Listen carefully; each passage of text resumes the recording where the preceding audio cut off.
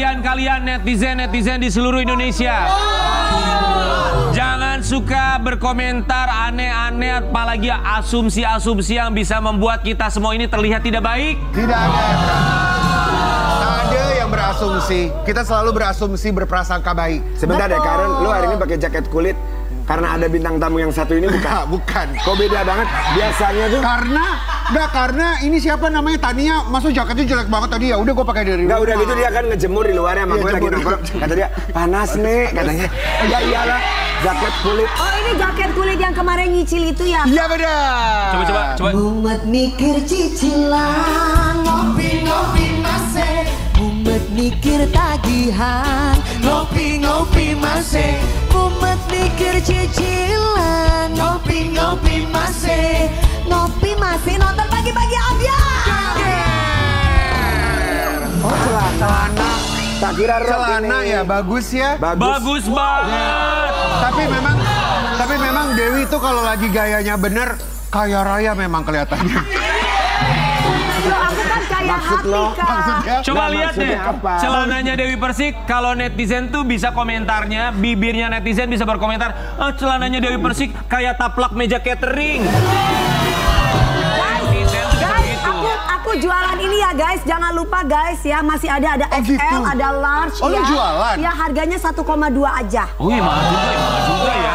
Ya, langsung aja hubungi Beneran? nanti. Karen, besok kita Kita pakai pakai itu itu. yuk. Ya udah kita beli. Aku warna pink. Ada warna silver, ada warna gold. Ya udah kita aku silver, kamu gold. Ya God, Ujus? Ujus, yuk. Baby pink. Jangan gitu, kalian udahlah, jangan yang aneh-aneh. Sekarang ini selebriti tanah air karena bibir netizen tuh sangat luar biasa sekali ya. Sama seperti pagi hari ini, tema kita adalah korban bibir netizen. Sebentar, sini, lu sebagai perwakilan netizen cabang Rempoa, tunjukkan bibirmu. Mana? Bibir netizen, coba. Kurang banyak, aduh. Waduh. Coba, lu kalau ngomong, ibaratnya lu Bibirnya netizen. menginspirasi Lu ya. netizen, lu ngomongin orang. Tapi ya kalau coba sorot deh. Kayak kurang fillernya ya. Nggak usah. Jangan. Udah. Udah Kak, udah ini Nggak, kayak bagus. udah kempes. Jangan. Udah. Coba lu sebagai netizen ceritanya, lu komentar di Instagram artis. Coba, bibir netizen tuh kalau komentar artis tuh komentarnya seperti apa sih? Coba. Biasa aja. Oh iya itu komentar gue. Masa biasa aja? Biasa. Kalau komentar tuh harusnya begini. Ih, dasar ya amit-amit ya. Kok bisa sih dia dandannya begitu, mentang-mentang dia sendiri. Gitu. Coba nyinyirin, King. Coba dihilangin. Coba. dihilangin. Dewi biasa aja. Mantannya dari 3. Matanya baru. Operasian. Apaan? Itu nggak boleh dibilang. Itu nggak boleh dibilang. Ntar dulu, yang penting kan gue nggak operasi plastik, gue cuman operasi fat transfer aja. Bagus, Dan ini masih bengkak 2 minggu. Coba jangan gitu. ronsen deh. Pasti plastik Ronsen. semuanya. Perawatan itu namanya perawatan. Itu dirawat namanya ya. Netizen hati-hatilah dalam berkomentar ya. Kita paham juga bahwa netizen memang memberikan perhatian berlebih kepada selebriti tanah air. Tapi ngomongin soal buah bibir buat sobat Ambiar, nanti di segmen berikutnya memang kita akan hadirkan bintang tamu yang menjadi buah bibir. Tapi selain itu, buah bibir yang sekarang sedang memang dibincangkan di mana-mana adalah ada satu kejadian yang begitu memilukan sekali. Di tanggal 1 Mei 2023 yang lalu, ada seorang perempuan asal Sumatera Utara namanya adalah Asia. Asia ini dikabarkan hilang di salah satu lift di Bandara Kuala Namu. Nah, akhirnya pihak keluarga mencari tahu tapi tidak mendapatkan hasil. Baru mendapatkan hasil 3 hari kemudian, ternyata Asia ini dinyatakan meninggal dunia terdapat atau terletak di dasar lift di Bandara Kuala Namu. Ini yang menjadi pertanyaan kita semua. Kenapa tempat publik bisa membahayakan bagi orang yang datang ke sana? Dan di pagi-pagi Ambiar kita berikan ruang untuk keluarga termasuk kuasa hukumnya untuk mengklarifikasi apa yang sebenarnya terjadi. Sang kakak ada Raja Hasibuan dan juga kita hadirkan, ini dia ada kuasa hukumnya Bang Hotman Paris di pagi-pagi Ambiar.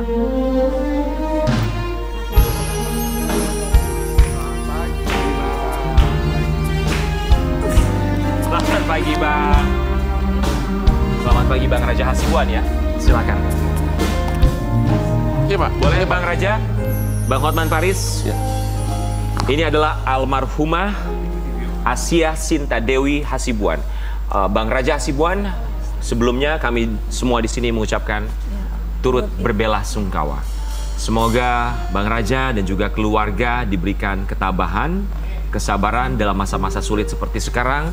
Dan kami juga berdoa berharap semoga almarhumah diberikan tempat terbaik, dilipat gandakan segala amal kebaikannya, dan insya Allah husnul khotimah. Amin, amin ya robbal alamin. Bang Hotman Paris dan juga Bang Raja Hasibuan, kami semua di sini mengucapkan terima kasih banyak sudah hadir. Nanti kita akan tanya jawab dengan Bang Raja dan juga Bang Hotman Paris, tapi sebelumnya kita akan lihat dulu sebenarnya apa yang terjadi kronologis dari meninggalnya Asia di Bandara Kuala Namu. Pasti tidak mudah bagi Bang Raja Hasibuan untuk hadir di sini, apalagi ini juga baru beberapa hari setelah kejadian. Tapi tentu saja hadir di sini kita berikan ruang untuk meminta keadilan, termasuk dibantu oleh Bang Hotman Paris. Tapi Bang Raja, kalau Bang Raja mungkin bisa menceritakan kepada kita semua kronologisnya seperti apa dan sebenarnya apa yang dilakukan Asia di Bandara Kuala Namu saat itu. Pada saat itu ada keponakan kami yang mau berangkat ke Malaysia. Nah, kemudian adik saya Sinta itu ikut mengantarkannya ke bandara.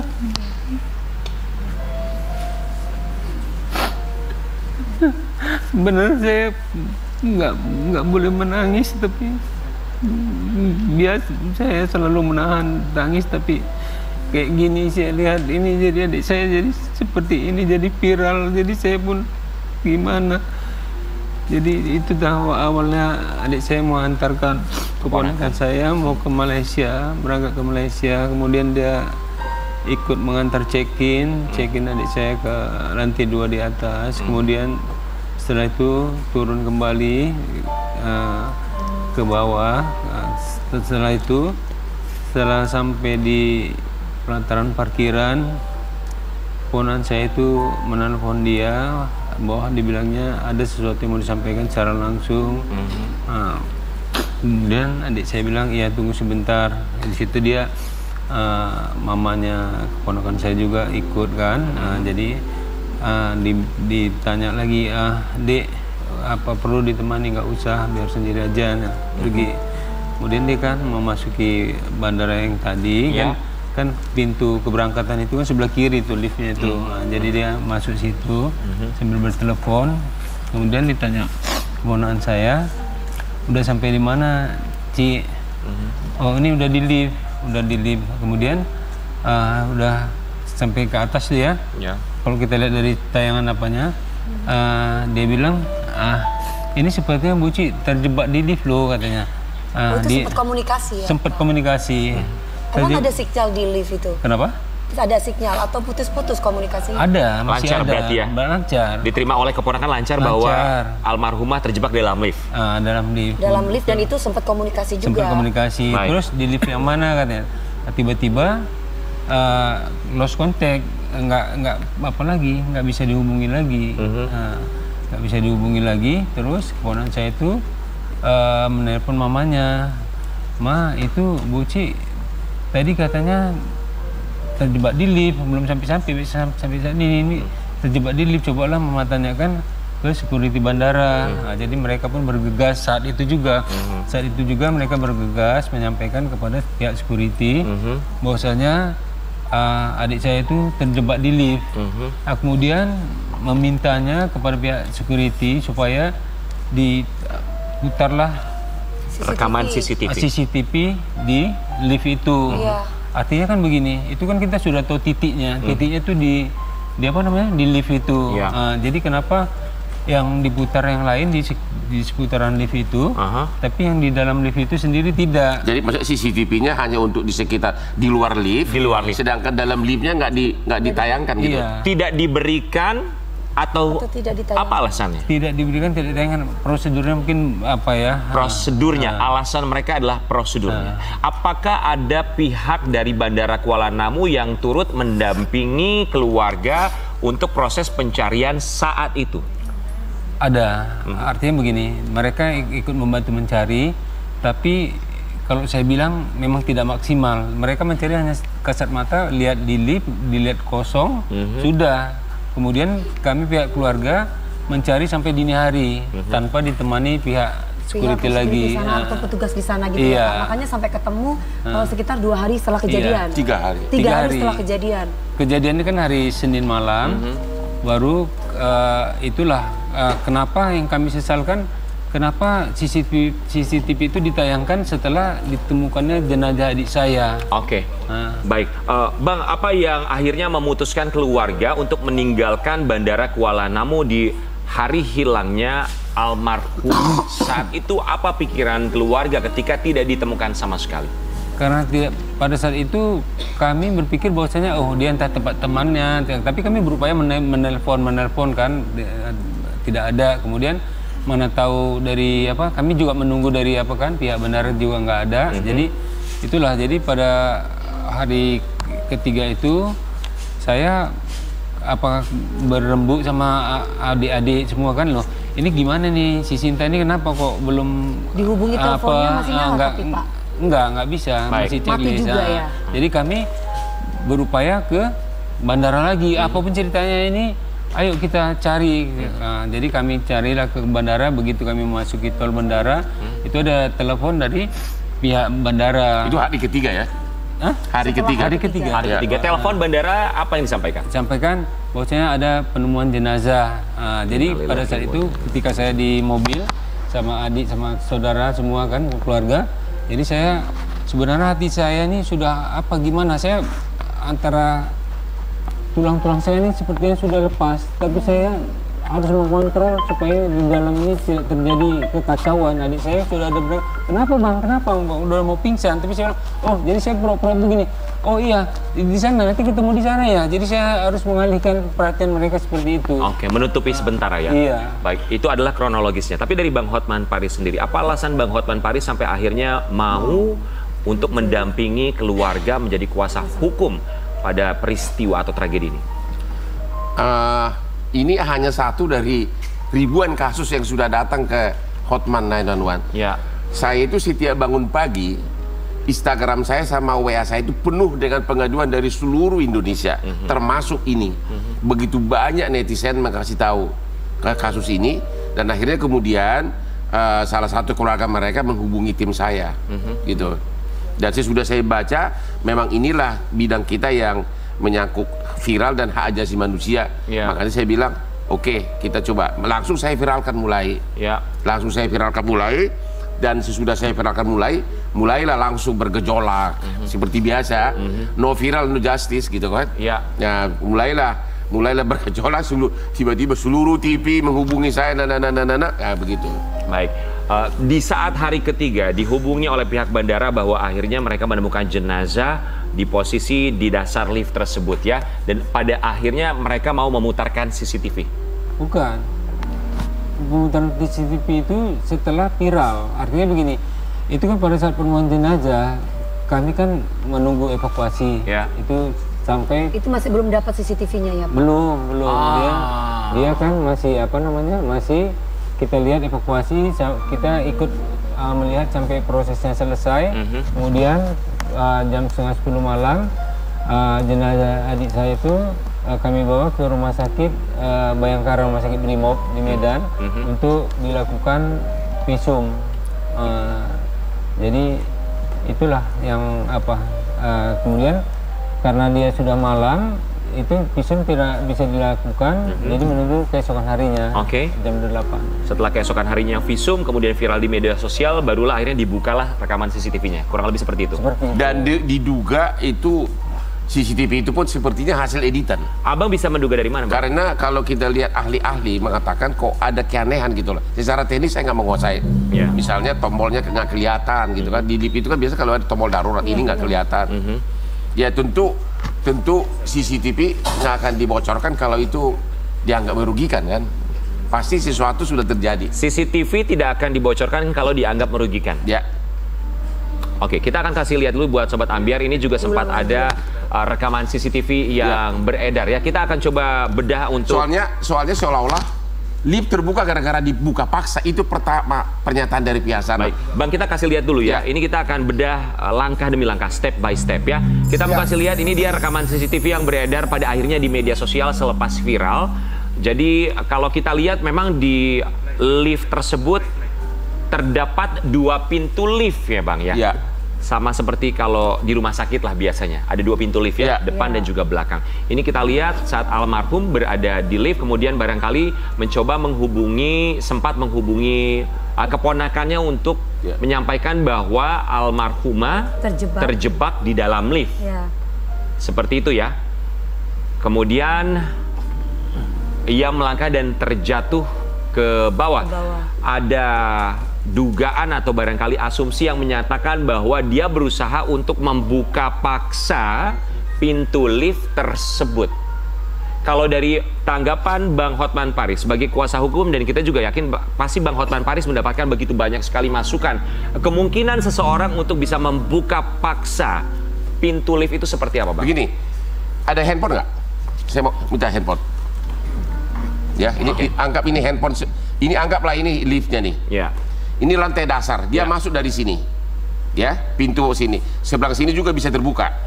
Dia naik ke atas, harusnya kan kalau memang ini pintu ini bisa kebuka, harusnya kan ada lantai kan? Ya.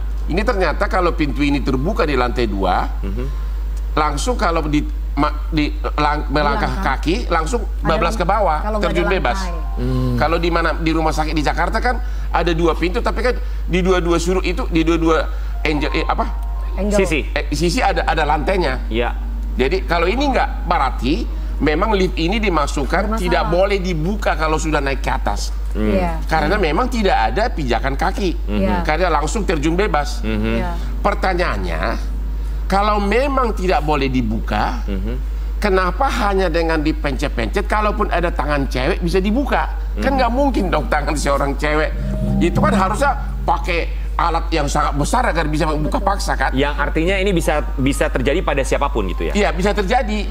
Jadi justru pengakuan dari pihak bandara yang mengatakan bahwa dibuka paksa dengan tangan, mengakui bahwa memang pintu itu bisa dibuka. Begitu mudahnya? Begitu mudahnya, padahal di depan pintu itu adalah ruang terjun bebas. Tidak ada tempat untuk berdiri. Apalagi almarhum itu pegang handphone satu, pencet-pencet sambil gini. Mana adalah tenaganya ini? Jadi justru itulah pengakuan bahwa lift itu sistemnya, teknologinya salah total. Keamanannya tidak 100% ya, bisa membahayakan siapapun. Ya, karena kalau bisa dibuka dengan tangan, harusnya ada lantai dong di depannya kan? Betul. Ini malah ruang terjun bebas. Yang kabarnya ada jarak 40-60 cm, itu yang terbaru ya? Iya. Fakta yang didapatkan. Jadi itulah salah satu bahwa memang ini ada kelalaian teknologinya. Ya harusnya dikunci mati dong. Iya. Ya, gitu. Baik. Tapi tadi Bang Raja Hasibuan sebagai sang kakak memang mendampingi juga dari pihak bandara ketika akhirnya ditelepon dan ada pengakuan pihak bandara menemukan jenazah. Saat itu kondisi jenazah almarhumah seperti apa kondisinya? Kondisinya agak bengkak, artinya mungkin karena beberapa hari dia agak menggelembung dikit ya, tapi secara total dia utuh. Secara umum dia tetap utuh. Nah, cuman bentur apakah atau di kaki di sininya, di sebelah kanan ini agak ada luka gitu. Kemudian ada luka-luka dikit lah, tapi tidak tidak hancur, tidak apa. Maksudnya tidak keluar darah atau gagal otak atau tidak. Saya lihat itu tidak. Ya soal gagal otak kita mana tahu. Itu kan hasil visum. Bisa keluar dari hidung atau bisa kan Bang namanya luka dalam maksudnya dari ketinggian. Saat itu nggak ada. Tapi Bang visum sendiri apakah dilakukan? Visum sudah, tapi belum dikasih kepada keluarga. Belum dikasih kan? Belum. Itu visum kan begini, kami kan juga bilang bagaimana hasil visum nanti setelah selesai nanti ada konfirmasi ke keluarga. Tapi sampai detik ini juga nggak ada. Jadi hasil visum katanya mungkin kisaran paling lambat mungkin sampai 5 hari, tapi ini sudah berapa hari juga nggak ada. Bang, kalau hasil visum itu apakah keluarga berhak untuk mengetahui? Misalnya sebelum melaporkan ke pihak kepolisian atau menggugat yang tergugat ya, sebagai penggugat, apakah hasil visum itu bisa kita ketahui sebelumnya? Hasil visum adalah hak daripada si korban atau keluarganya. Dia juga berhak mendapat kopinya. Tanpa harus ada kasus seperti ini ya Bang ya? Maksudnya tanpa harus, misalnya kan dipolisikan kan, masalah ini kan dikasuskan. Karena pada waktu itu sudah mulai oleh polisi dilakukan penelitian di sana. Tapi karena kita melihat di sini banyak perusahaan internasional yang pengelola bandara itu sekarang yang harus bertanggung jawab, Harusnya itu kewenangan Mabes Polri, makanya kita sudah buat laporan polisi di Mabes. Baik, Bang, tapi berarti dugaan sementara sampai dengan sekarang walaupun hasil visumnya belum keluar, dugaan sementaranya apakah karena terjatuh dari lantai 2 di celah 40-60 cm atau memang sempat tergencet atau apa dugaan sementara? Intinya sampai sekarang belum ada kasih pendapat apapun, tapi yang jelas penyebabnya adalah karena jatuh. Baik. Soal apakah tergencet itu nggak ada opini apa, karena nggak ada yang lihat. CCTV-nya juga kan, CCTV-nya kan hanya melihat sebatas di lantai lift. Kalau udah ke bawah CCTV nggak bisa lihat. Bang Hotman, tapi dari pihak bandara sendiri ada yang langsung menghubungi Bang Hotman secara langsung nggak? Kalau sebelum kasus ini viral di tangan saya belum ada kan? Belum ada. Nah, saya sudah mulai viral, saya sudah mulai kemana-mana, barulah pertama kali kemarin. Ya sekarang tanggal berapa sih? Tanggal 4. Ya berarti kalau dihitung dari tanggal 27 ya ketemu kan ya? Iya. Ya berarti hampir 1 minggu lebih. Saya sudah viral, barulah kemarin sudah ada satu direktur dari Angkasa Pura II sudah mulai membuka pembicaraan.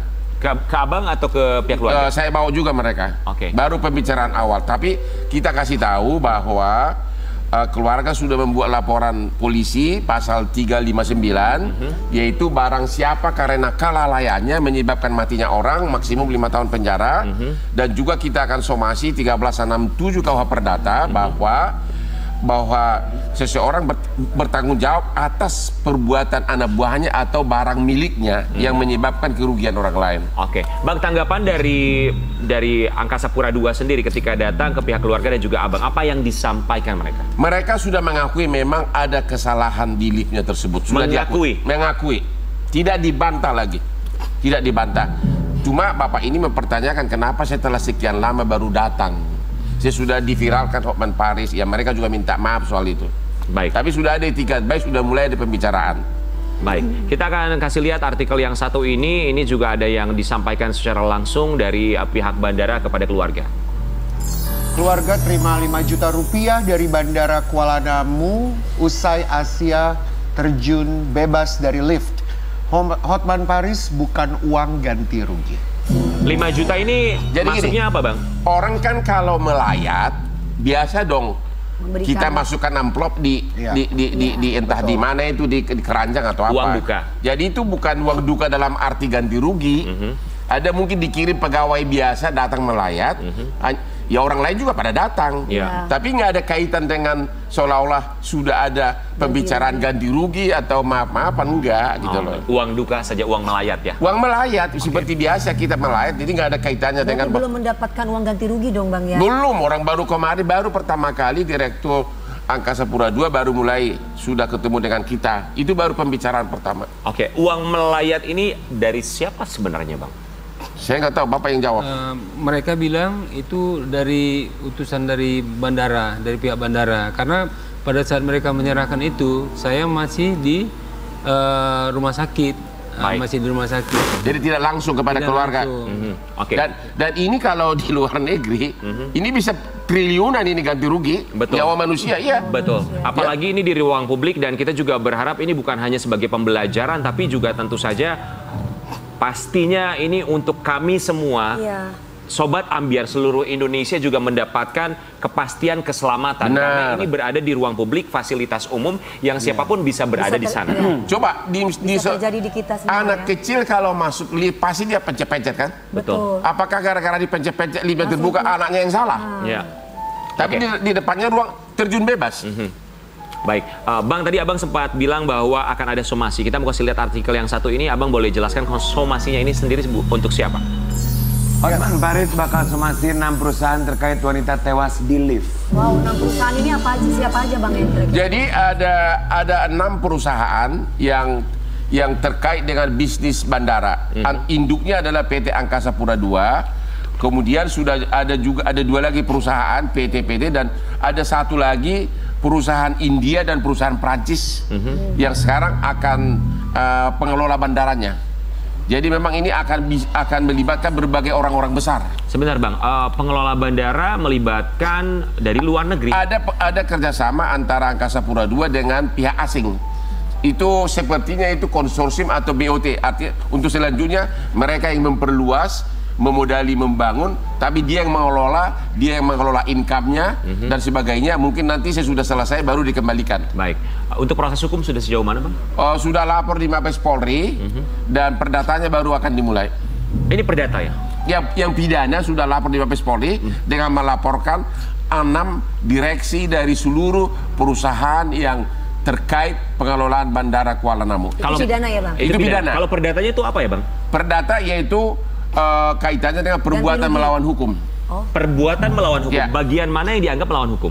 Melawan hukum adalah bahwa barang siapa karena kelalaian pegawainya atau karena something wrong dengan benda miliknya menyebabkan kerugian orang lain, itulah perbuatan melawan hukum. Jadi kalau misalnya itu semacam ganti rugi dan akhirnya Bang? Itu bisa ke sana, bisa permintaan maaf, tergantung dari apa nanti keluarga maunya. Baik. Sekali lagi kami turut berbelasungkawa untuk Bang Raja Hasibuan dan juga keluarga, dan pasti ini tidak mudah bagi keluarga untuk bisa menerima tragedi seperti ini ya. Bagi Bang Raja Hasibuan sendiri, sosok Asia Sinta Dewi Hasibuan di mata keluarga, di mata Bang Raja, sosok yang seperti apa? Ini kalau saya boleh bicara, adik saya ini adalah adik yang paling dekat dengan saya dari kecil sampai dia berumah tangga, sampai dia punya anak SMA, tapi dia tetap manja sama saya, tetap manja, artinya manja antara seorang adik dan abang. Kemudian yang mengapakan saya, 2 hari sebelum Lebaran itu saya tanya ke dia, "Dek, adik udah beli baju, Dek?" "Belum, Bang." "Yaudah nanti abang pakai baju." Jadi saya beli baju 2, agak lumayan baju 2, cuman agak kebesaran. Jadi, "Bang cantik, Bang, cantik, Dek, cantik. Tapi kebesaran nih, Bang." Udah, saya bawa dia ke tukang jahit di pajak, Pak. Saya bawa tukang jahit pajak supaya dia tolong Bu, apakan ke adik saya biar pas, Bu. Saya bilang. Jadi Umur berapa Bang Asia, adik? 43 tahun. Udah menikah? Sudah. Jadi kemudian setelah itu pas hari raya dia ke tempat temannya ditanya maka temannya, "Loh, kan dia memang cantik, adikku ini memang cantik sekali, di semua di antara kami keluarga dia paling cantik, paling baik budi sekali ini." Ditanya kawannya, "Kok cantik kali kau, Cinta?" "Iya, aku baju ini dikasih abangku sayang kali sama aku," katanya. "Aku Sebelumnya ada firasat dari keluarga, Bang? Enggak, sebentar. Yang lebih menyakitkan lagi, pada saat evakuasi kan ada baju 2, 1 coklat, 1 hitam. Pada saat evakuasi, aku lihat di bawah dia masih pakai baju aku yang hitam yang aku berikan nama dia. Hatiku hancur sekali. Bang, sekali lagi kami turut berbelasungkawa. Kita tidak pernah tahu suratan yang sudah ditakdirkan oleh Tuhan bahwa pada akhirnya ini akan menjadi lebaran terakhir bagi keluarga bersama dengan Asia Sinta Dewi Hasibuan. Semoga husnul khotimah, dan sekali lagi Bang Hotman, terima kasih banyak. Kami berharap tentu saja proses ini terus berjalan. Semoga tidak ada lagi Asia atau Sinta berikutnya yang menjadi korban kelalaian dari tempat atau fasilitas dan tempat publik di luar sana. Kita akan kembali saat lagi, tetap di Pagi-Pagi Ambiar.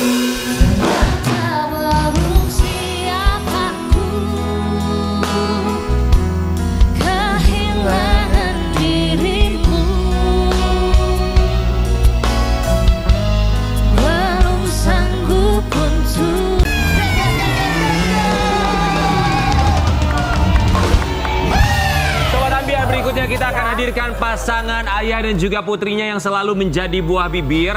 Yang kabarnya putrinya ini kemarin baru saja dilamar oleh seorang pengusaha asal Turki. Tahu nggak mas kawinnya apa? Apa? 20 ekor unta. Di Pagi-Pagi Ambiar kita hadirkan, ini dia idola siapa ya? Bapak Dodi Sudrajat dan juga Mayang Luciana.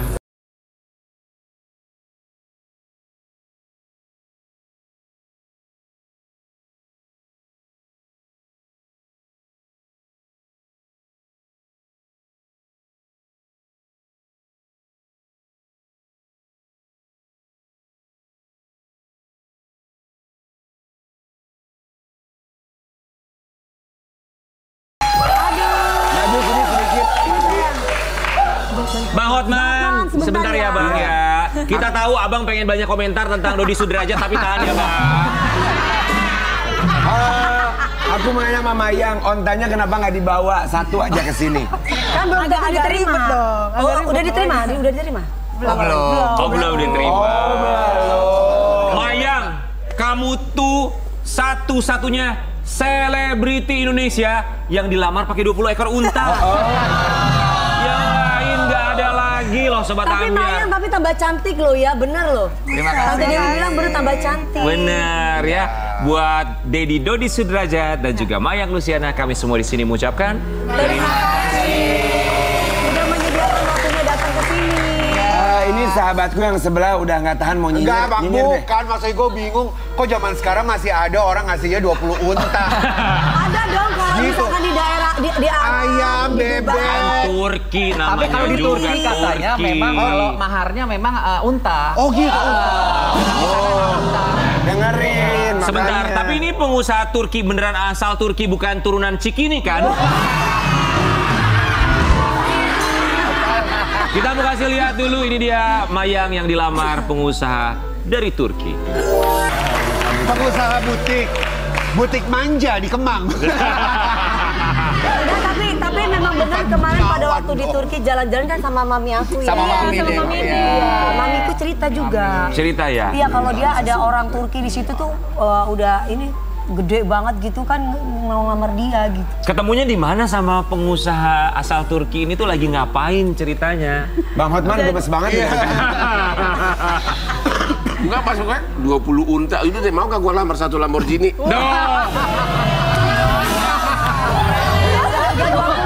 Ya. Tuh, lebih 20 unta mah sama satu Lamborghini mah lebih kalah 20 unta. Salah ya. Iya, tapi jauh loh. Ketemu di mana sama pengusaha Turki itu? Ya di Turki sih, tapi lagi ngapain momennya? Ya jadi aku, Dedi sama Kak Loli waktu itu lagi jalan bertiga nih di pusat perbelanjaan di salah satu kota Turki.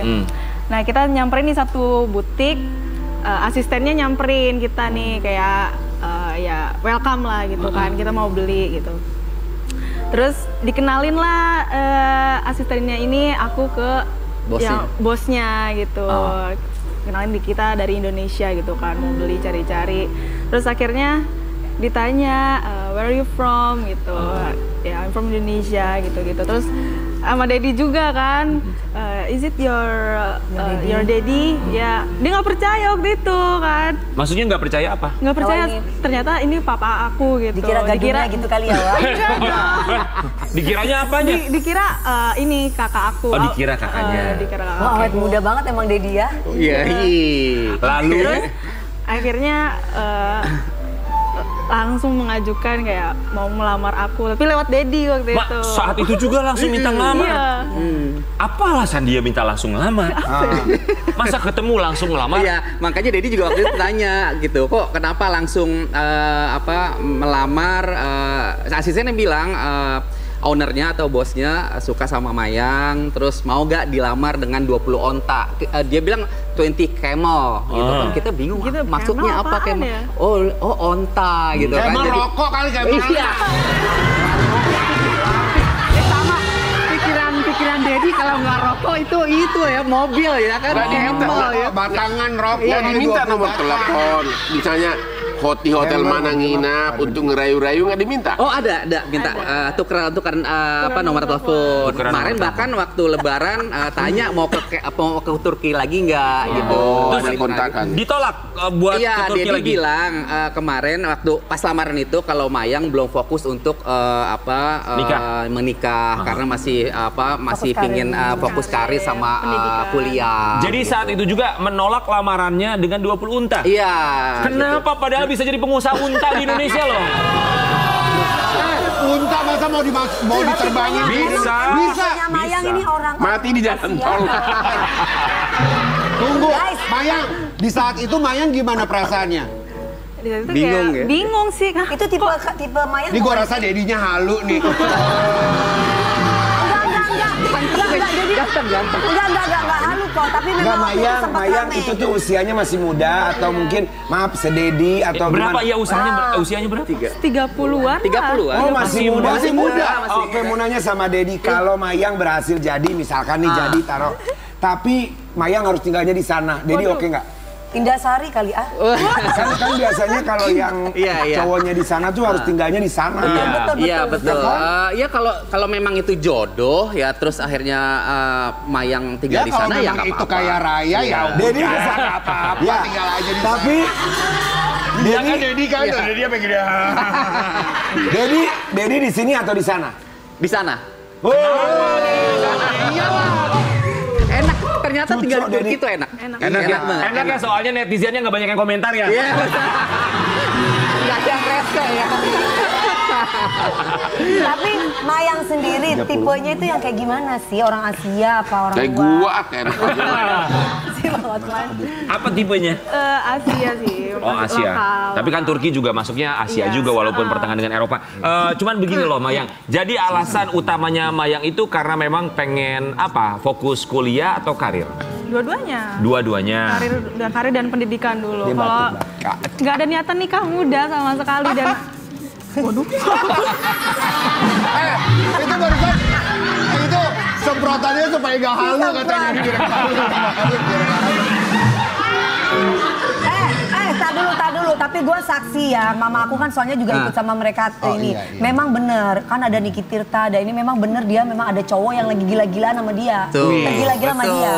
Itu dari pemilik butik tersebut. Iya. WA-an. Hah? Ya weh.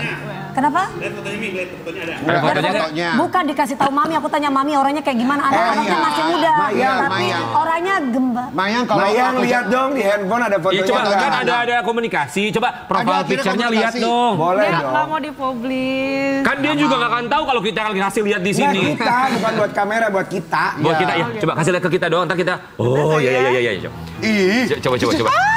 Ayo. Handphone Mayang di mana? Mayang handphonenya. Ayo handphonenya mana? Jus Mayang, Apa sih? Kita tahu. Nggak kasih lihat kamera, kita doang. Jangan-jangan kita Dedi cuma ini doang. Kayaknya kehaluan Dedi doang deh. Coba. Oh, lagi lihat galerinya ya. Coba. Mana ya? Mana? Bang Hotman itu.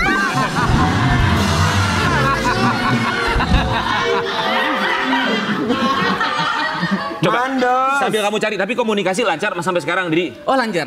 Lancar. Kemarin ngucapin Lebaran juga Idul Fitri. Jadi dia masih menunggu Mayang. Iya, jadi kondisi sebenarnya sih Dedi bilang kita berteman aja, gitu berteman aja karena Mayang belum mau fokus untuk pacaran. Ini gue rasa Dedi halu nih dari tadi cari gak ada di foto ini. Mister siapa namanya? Mister siapa? Inisialnya A sih. Udah dia nggak mau dipublish. Inisialnya A. Tapi apakah pengusaha asal Turki tersebut tahu kalau Mayang adalah seorang artis? Tahu nggak? Tahu. Dikasih tahu. Jadi pada saat itu pas lagi ngomong-ngomong si Slowly kasih tahu kalau Mayang di Indonesia tuh famous. Terus dia lihat tuh YouTube-nya, lihat tuh di media sosial gitu. Mau pansos tuh pengusaha, mau pansos sama Mayang. Pansos doang pas itu. Ya, yang itu cakep loh itu. Mana yang tadi? Apaan orang itu pilar doang? Pilar batu bata. Gak nemu. Belum nemu ya, mungkin lupa pakai selip segala macem ya. Ada, cuman mana ya? Tapi kesan pertama Mayang melihat pengusaha Turki itu gimana kesan pertamanya? Kesan pertamanya ya baik sih, Baik. ramah juga, ada welcome juga kan, banyak juga nih turis-turis Indonesia yang bisa bahasa Indonesia juga sedikit-sedikit. Oh bisa bahasa Indonesia. Karena kan banyak turis Indonesia yang di situ. Penyalur TKI kali. Bisa jadi. Bang Hotman dari tadi cuma kayak gini doang. Gak mungkin. Soalnya kalau seorang laki-laki tulen perayu, pasti akan kirim foto-fotonya. Benar. Naik unta kek, naik Lamborghini kek, kok susah banget dicari fotonya dari tadi gitu loh. Gue itu kalau suka sama cewek bisa 30 foto gue sehari gue kirim. Banyak, Bang.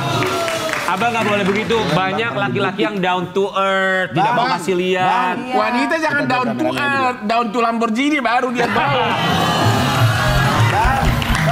Kita mau jawab orang berdua nih bang. Gimana Mana mau tulen? Orang di butik. Butik juga. Butik. Lo nggak boleh gitu. Lu juga kerja banyak di butik. Lu juga tulen kan?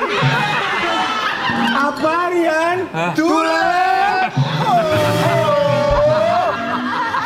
Buat sahabat Ambiar, tapi ya nggak apa-apa. Kita hargai bahwa Mayang juga masih muda. Iya. Ya, jalannya masih panjang. Iya.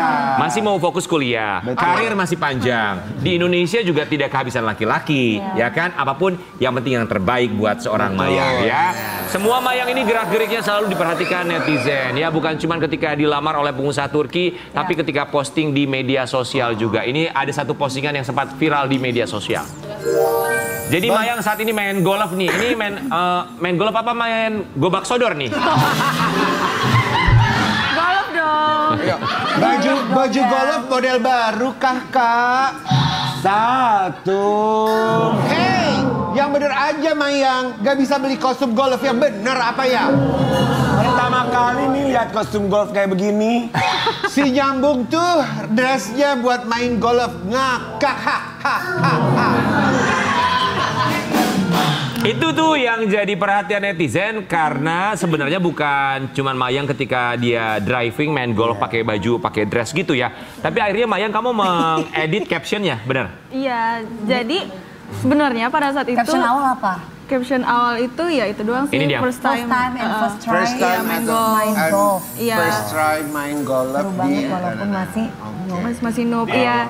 Oh itu yang editannya yang bawahnya ini Iya, kamu tambahin? Iya, jadi sebenarnya itu waktu itu nggak ada niatan main golf gitu kan. Waktu itu kita lagi nyamperin Bunda Korla, aku, Dedi sama Kak Loli gitu. Nah, itu tempatnya di Bali International Golf. Nah, kita samperin. Nah, pas diajak makan kan sama manajernya gitu, diajak makan, minum gitu. Nah, udah selesai makan, ditawarin, Mayang mau coba main golf nggak? Driving mukul doang. Iya, gitu. Nah, aduh, aku bilang aku lagi nggak pakai kostum main golf nih. Udah nggak apa-apa, santai aja gitu. Oh ya udah gitu. Langsung deh aku Dedi bertiga langsung main. Tapi Sobat Ambiar sebenarnya itu kan driving bukan golf sebenarnya. Banyak juga orang pakai baju olahraga biasa juga nggak masalah. Karena kan itu kan latihan mukul. Iya, kemarin aja betul. Kak Randy Lando Service pakai ya. swimsuit. Iya. Tapi Mayang kenapa kamu edit sih? Apakah kamu nggak kuat dengan komentar-komentar netizen apa gimana sih? Ya biar pada nggak mikir negatif thinking aja gitu. Karena bener-bener dadakan. Betul. Nggak ada plan buat Ya, main terus golf. kepingin foto nggak apa-apa dong. Klarifikasi nggak ada salahnya ya, emang netizen mah begitu ya. Tapi buat Sobat Sabar ya, Ambiar, sayang. namanya penampilan kan namanya selebriti, public Iya. figure, selalu dilihat dari atas sampai bawah. Ini ada komentar juga, ini ada headline dari sebuah berita. Nanti Dedi dan juga Mayang boleh tanggapi artikel ini. Jadi Sudrajat dan Mayang pamer harga outfit branded di Turki. Warganet fix KW.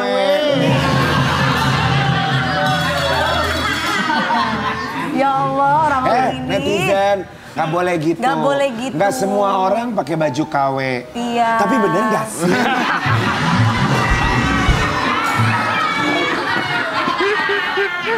Dedi, emang pakai KW? Sebenarnya masalah baju, Dedi nggak harus branded gitu ya. Kalau itu nyaman buat Dedi buat Mayang ya kita pakai. Nggak harus branded, coba berdiri sepatunya aja. Coba berdiri, coba boleh berdiri. Dedi, Udah mau saingin Bang Hotman Paris. boleh maju ke depan. Mayang juga. Maaf ya Bang Hotman, sepatu Bang Hotman udah kalah sama sepatunya Dedi. Coba, ini kan zaman sekarang ya, kalau di YouTube channel, berapa harga outfitmu? Coba, dari mulai Dedi Dodi Sudrajat, berapa harga outfitmu? Waduh, enggak lah, nggak mahal. Kacamata, Nggak mahal. berapa? Kacamata berapa ini ya? Nah, 1 juta. 1 juta, oke. Jaket? Jaket. Ya, Goceng, 1 juta. goceng. 1 juta, oke. Celana? Celana 700. 700. Ikat pinggangnya Harley Davidson. Harley. Harley-nya udah punya belum? Harley-nya belum. Oh, ikat pinggangnya dulu nggak masalah. 700. Nah ini dong, sepatunya dong. Sepatu. Wah, sepatu nih berapa belas Sepatunya juta berapa, nih? Dedi? Aduh. Berapa belas juta nih? Tuh Mami DP yang ngomong itu. Mami DP berapa? Wiwi, sebagai kamu kan jual barang-barang branded. Hah? Berapa, Kak? Berapa? 25 juta. 25 lah. 25 juta. Mayang, jaketnya berapa? Ini sebenarnya outfit aku nih Dedi yang pilihin sebenarnya. Dedi yang pilihin juga. Iya, soalnya matching ya saya. Matching. Iya. Jaketnya berapa, Dedi? Kalau tahu jaketnya Mayang? Jaket ya 1 juta. 1 juta. Dressnya? Sama 1 juta. Dressnya? 1 juta. Sepatu. 1 juta? 1 juta. Oke, kalau sepatunya? Sepatu 2 juta. Oke. Pria, sebentar sebelum iklan. Ya, ya. Ayo.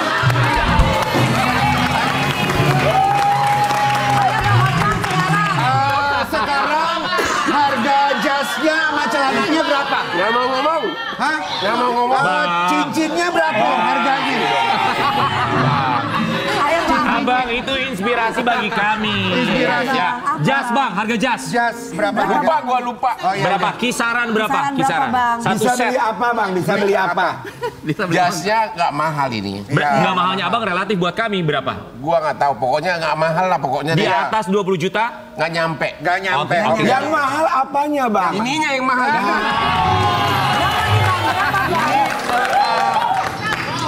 Ini aja 10 miliar ada. Iya, iya, masuk dia. Ini 10 miliar. Ya. Iya banget. Ini 6. Wow. 6 miliar. Bang, tapi ini semua yang Abang pakai beneran kan? Rahasianya bukan karena pay letter kan? Kita akan mulai saat lagi tetap di Pagi-Pagi Ambiar. Yeah.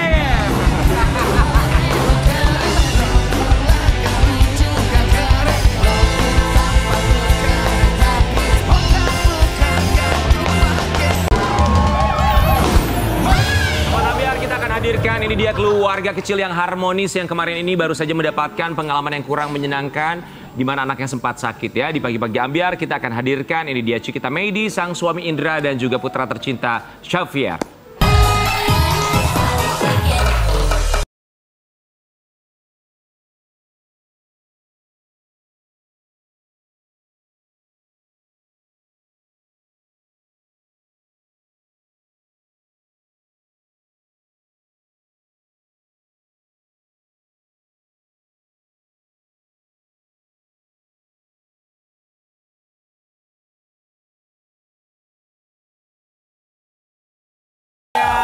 Cikita Meidi, sang suami Indra dan juga Xavier. Umur berapa Xavier sekarang? 4 tahun. 4 tahun. Yang kemarin sempat salah diagnosa sebuah penyakit begitu langka. Mana mobil merah? Katanya penyakitnya ini disebut Kawasaki disease, tapi ternyata diduga ini salah diagnosa ya. Boleh silakan Cikita Meidi dan juga Mas Indra. Tapi sebelumnya kami semua di sini ucapkan terima kasih banyak sudah hadir. Silakan duduk. Punya datang ke sini apa sayang? Ya, Apa? Sobat Ayo. Ambiar, kita mau kasih lihat ini apa yang sempat terjadi untuk keluarga Cikita Meidi, khususnya anaknya Xavier yang baru saja berusia 4 tahun yang kemarin sempat sakit, tapi diduga salah diagnosa penyakit yang begitu langka sekali. Ini dia berita dari seorang Cikita Meidi. Cerita kepanikan Cikita Meidi, anaknya divonis Kawasaki disease. Ternyata salah diagnosis. Oke, Ini buat sayang, ini sayang. Cikita, Terima kasih, Onti. apa yang terjadi sebenarnya saat itu? Sebenarnya singkat cerita anak aku demam di tanggal 11 April dini hari abis sahur dan disertai juga dengan mimisan. Dan saat itu suami aku panik. Saat itu aku melihat darahnya juga cukup terkontrol. Jadi kayak mimisan yang karena kepanasan gimana sih. Iya, iya. Dan akhirnya kita memutuskan setelah diskusi kalau suami aku kan tipenya harus tindakan. Ya udah akhirnya aku ke emergency di dekat rumah sakit. Di rumah sakit dekat rumah kita gitu ya. Masuk ke emergency terus ketemu dokter umum, ambil darah 2 jam kita tunggu rawat inap ready. Ambil darah ready. Di situ tertulis bahwa anak aku punya CRP cukup tinggi di 179 dan ada juga keterangan di situ leukositnya itu menembus 23.000. Wow. Dan dokter umum menyatakan kalau bisa Bu, Pak, anaknya segera rawat inap karena didiagnosa infeksi bakteri. Oke, diagnosa pertama infeksi bakteri. Infeksi bakteri yang cukup hebat. Oke. Terjadi di perutnya Xavier karena Xavier kondisinya tidak makan selama 3 hari. Oke, baik. Ya, gitu. Nah, terus udah masuk rawat inap, ada dokter yang visit dan kita kan berkenalan ya. Dan dokter bilang katanya observasi dulu ya, gitu ya, sambil kita coba untuk melihat gimana reaksi obat-obatan tersebut. Hari ke-1, ke-2 demam Xavier di 38-an. Hari 3, 4, 5 kondisi Xavier memburuk, demamnya di 40. Ya, nah berarti dengan kata lain dari hari 1 sampai ke-5 tidak ada perubahan. Hari kelima dokter jadi menaikkan intensity visitnya ke kamar kami jadi 2 kali dengan kondisi Javier keadaannya perutnya membuncit, menggembung lebih dari dada. Oke. Nah di situ dokter juga bilang bahwa hasil cek darah kedua dini hari memang saat aku tidur Javier itu sempat ambil darah tapi aku nggak tahu. Yang tahu adik aku, suami aku udah tidur gitu ya. Jadi Javier diambil darah kedua, ternyata kondisi darahnya makin memburuk. Jadi leukositnya lebih tinggi daripada yang awal. Infeksinya atau CRP-nya lebih tinggi daripada yang di awal masuk. Dan ini menandakan kondisi Javier gawat banget dong Kak, ya kan? Dan aku memutuskan untuk kayak tanya lagi ke dokter, dok ini aku harus apa? Akhirnya dokter bilang menyamperi aku di kamar, Bu, Pak, ini terjadi infeksi bakteri cukup hebat di tubuh Javier.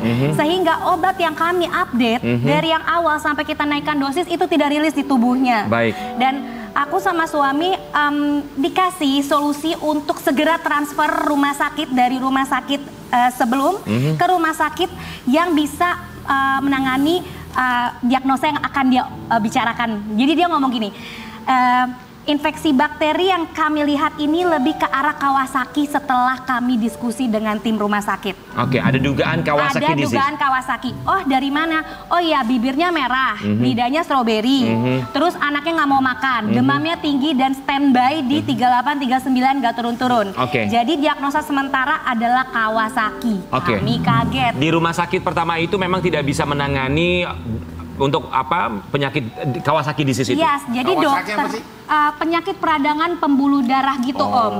Jadi karena ini peradangan cukup hebat di diri Javier sehingga takut-takut nanti akan lebih ke jantung gitu ya.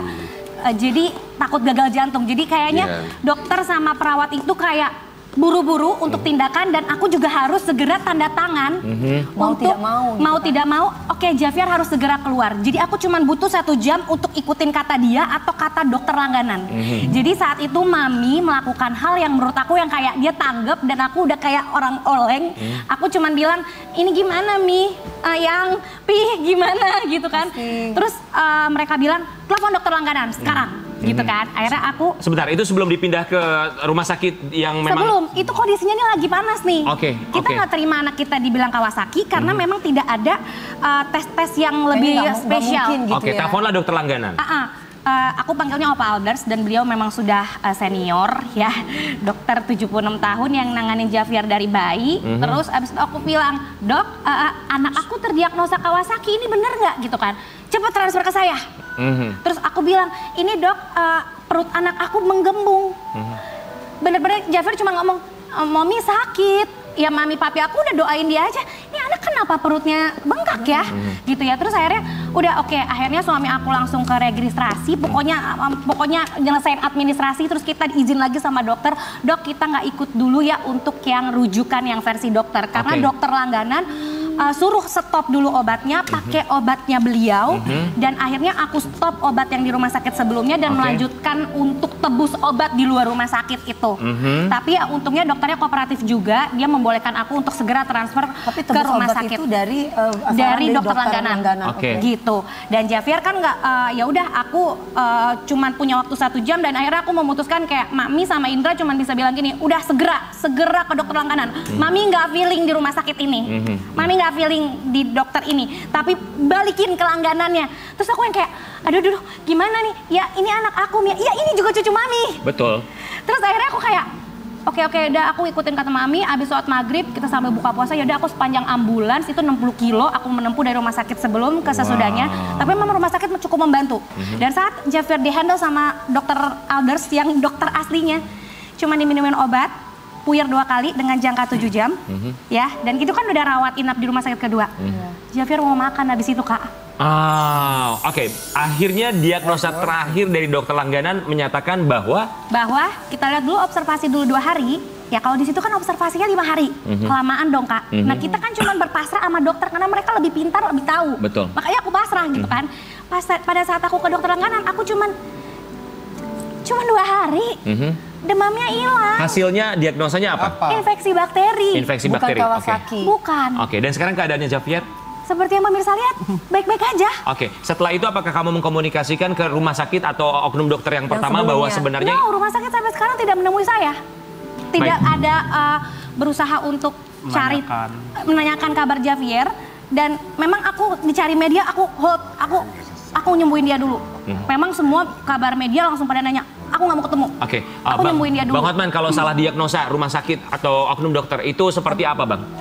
Kalau salah diagnosa itu jelas malpraktek dan itu bisa digugat perbuatan melawan hukum juga. Cuma ini kan belum ada akibat salah diagnosa itu. Iya, itu dia. Jadi belum bisa untuk dia juga gugatan praktek belum karena dia baru kasih pendapat. Dia belum bertindak dengan dasar nasihatnya yang salah itu. Jadi masih prematur. Oke. Kalau pendapat saja itu masih prematur, tidak bisa dilakukan pidana misalnya malpraktek. Ya, kecuali akibat pendapat itu sudah ditindaklanjuti mengakibatkan kerugian baru itu bisa digugat. Ciki, aku mau nanya dong. Cikita, gue manggilnya Ciki. Lo ngomongnya Ciki. Ciki, aku mau nanya, kenapa pada saat lagi panik nggak dibawa ke dokter langganan? Jaraknya jauh, Kak. Jauh. 60 km dari daerah Tangerang menuju Kan tadi Pulau udah Mas. dibilang jauh Aku kan 60 move di kilometer. rumah baru ini baru 1 tahun. Jadi karena baru pindah ya? Aku baru pindah. Rumah sakit itu dekat dengan rumah ya. Betul, jadi itu udah hal yang sangat lumrah dilakukan seorang ibu pada saat anak sakit langsung ke emergency setempat. Jadi aku udah nggak tanya reviewan rumah sakitnya seperti apa. Aku cuma tahu rumah sakitnya bagus, pelayanannya bagus, dokternya oke. Tahu bahwa anak kamu tidak sakit Kawasaki gitu, apakah kamu komplain sama pihak rumah sakitnya bahwa no. Salah persepsi dokter? Yang benar tuh seperti ini. Aku nggak lanjutin. Oke. Aku setuju sama kata Om Hotman karena tidak ada tindakan yang ke arah ke situ, hanya cuman asumsi sementara. Cuman memang aku sempat ngobrol sama perawat, tolong sampaikan ke dokter jaga maupun spesialis, anakku kok dikasih obat setelah makan dalam kondisi kosong perutnya. Baik. Tapi apapun itu ini menjadi pelajaran yang luar biasa berharga sekali dan yang terpenting adalah Javier bisa kembali sehat itu yang jauh lebih penting lagi. Jauh lebih sehat. Dan sekali lagi juga buat Sobat Ambiar kita ingatkan ini hanyalah adalah oknum dokter saja ya dan karena kita juga sangat begitu yakin sekali begitu banyak rumah sakit dan juga dokter yang terpercaya dan juga berkualitas di tanah air ya. Kita akan kembali sesaat lagi tetap di Pagi-Pagi Ambiar.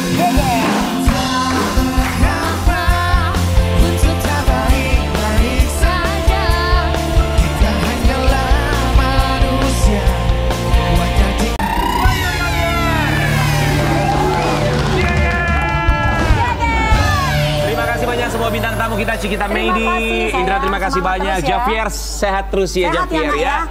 Dan terima kasih juga Bang Hotman Paris di mana kasusnya selalu menjadi buah bibir. Terima kasih juga untuk Dodi Sudrajat, untuk Mayang yang selalu menjadi korban bibir netizen. Semangat selalu karena pada akhirnya kita juga tahu bahwa bibir itu tidak harus sama seperti kopi yang selalu manis. Kita akan kembali lagi besok tetap di Pagi-Pagi Ambiar.